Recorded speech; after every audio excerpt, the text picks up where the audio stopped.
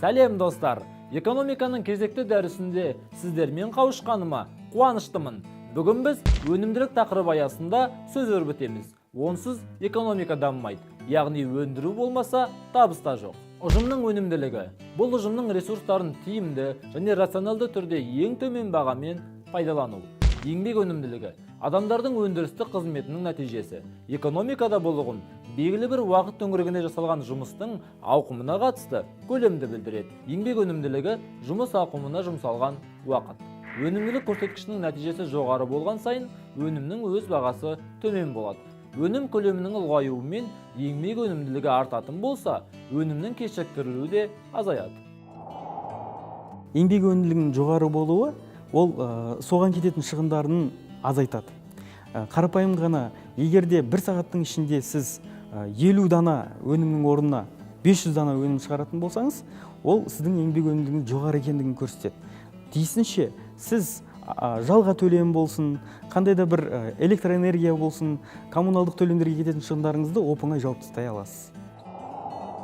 Өнімділік еңбек ресурстары жабдық сапасы мен ресурстарды тиімді қолдануға тәуелді. Өнімділік деңгейі жұмысшының біліктілігіне ғана емес, сондай-ақ материалдық жабдық, қаржы ағыны және басқа да факторлардың әсерінен өзгеріп отырады.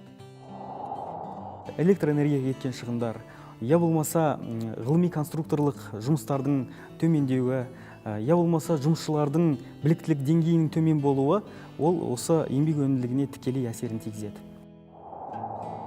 Еңбек өнімділігінің өсуі ел әл-ауқаты мен экономикалық өсімнің қарқын алуындағы маңызды фактор болып саналады.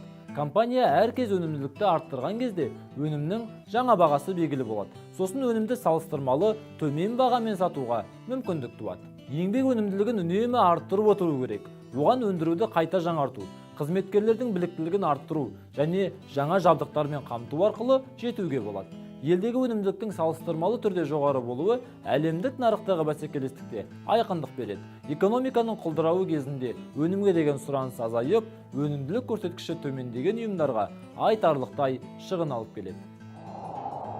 Қарапайым ғана мысал келтірейік, 80-ші жылдарда осы автомобиль өндірісі саласында ақш-та еңбек өнімділігі төмен болды. Салыстырмалы түрде айтатын болсақ, бір дана көлікті шығарып шығу үшін Жапон елі 1-6 күн жұмсаса, ал немістер оған 2-7 күн жұмсады. Нәтижесінде салыстырмалы түрде Жапон елі General Motors компаниясына қарағанда ақш-тағы 1000 және $1700 дейін аз шығын жұмсады.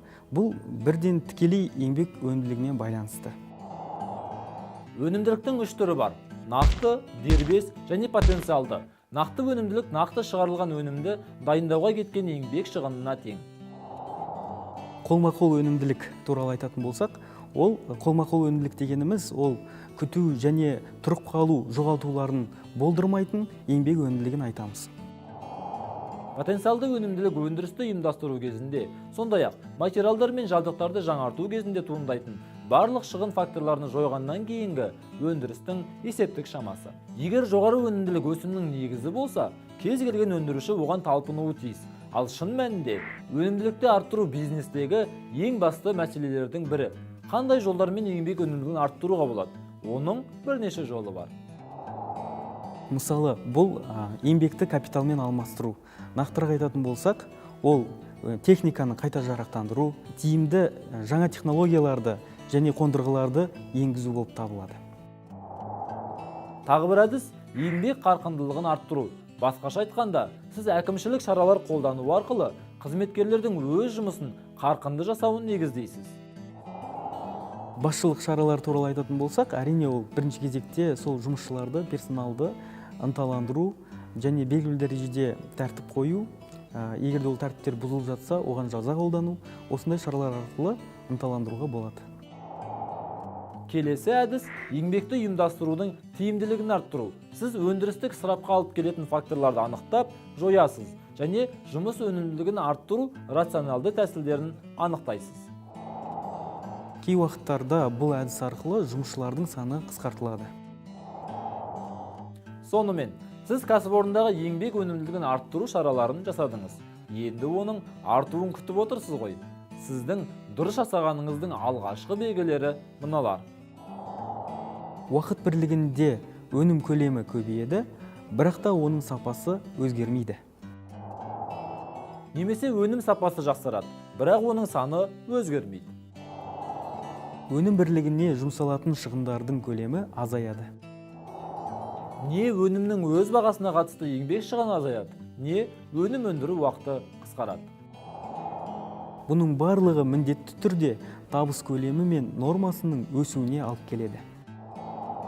Еңбек өнімділігінің өсуіне негіз болатын факторларды үш топқа біріктіруге болады: материалдық техникалық, ұжымдық экономикалық және қоғамдық психологиялық. Материалды техникалық факторға ол техникалар және шикізаттар, жаңа технологияларды қолдану жатады.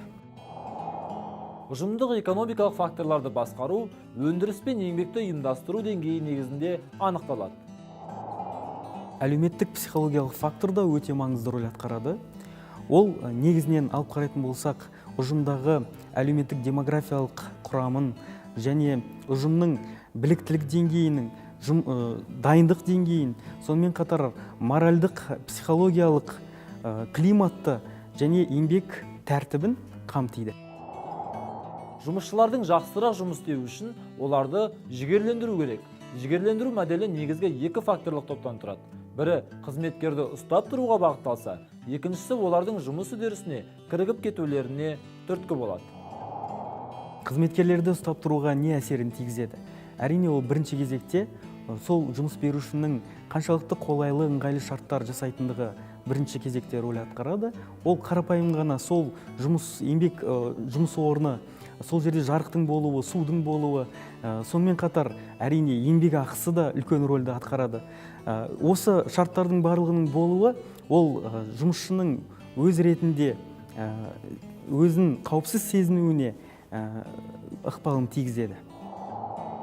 Жұмыс үдерісіне баулуға мансаппен жоғарылау, жаңа тәжірибеге ие болу, танымал болу сынды факторлар жұмыс істейді. Мұндай факторлар үздік нәтижеге тырысу және тиімділікті арттырумен қамтамасыз етеді. Кәсіпорын үдемелі дамып отыру үшін еңбек өнімділігі жалақыға қарағанда әлдеқайда жылдам өсуі тиіс.